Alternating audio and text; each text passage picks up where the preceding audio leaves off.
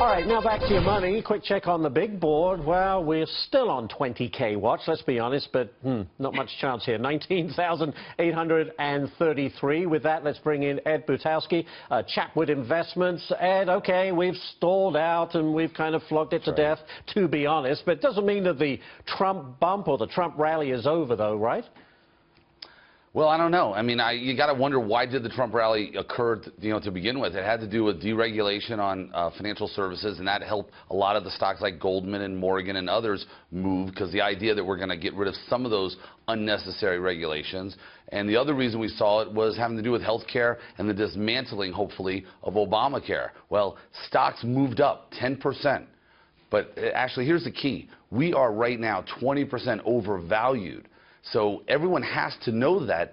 Right now, if you went in and bought this market, you're buying on an expectation that we're going to see 20% earnings growth. And that's not going to happen.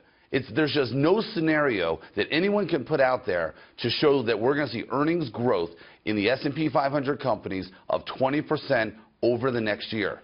So we're way ahead of ourselves. With that in mind, what stocks are you telling your clients to buy? Where do you go?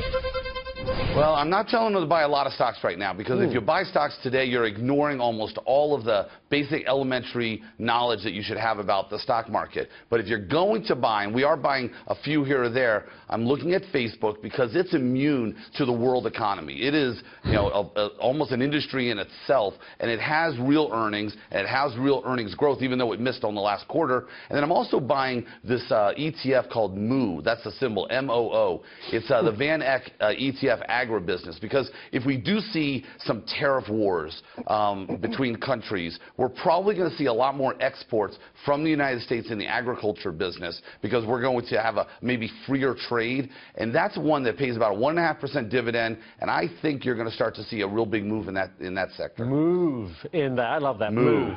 That's right. Last one to you, Ed. You were one of the first, by the way, to bring this to our attention, is the City of Dallas pension crisis. What exactly is going on, and is the city on the verge of bankruptcy? Oh, not at all. But actually, this is a story that you're going to see in other cities over the next 2 or 3 years, and it's a major story that impacts almost everybody. And that is, a pension plan is a defined benefit plan. So remember, a 401k plan is a defined contribution that people make. Right. Well, years and years ago, companies put together a defined benefit plan called a pension plan. Well, they have to have enough money to take care of the liabilities or the promises that they made to their employees when they retired. Well, almost 80% of these pension plans don't have enough money to fund their promises. And the City of Dallas, the pension plan is separate from the City of Dallas, by the way. So if the pension plan does poorly, that doesn't mean the City of Dallas does poorly. But it's a separate entity, but you will hear this across the board. And the mayor of Dallas, not in functioning as the mayor, but as a private citizen, sued and said, please, no more lump sum distributions for people when they retire, because it's taking money out of this pool that we need to pay these monthly payments out to people in their retirement. And this is a disaster on the horizon.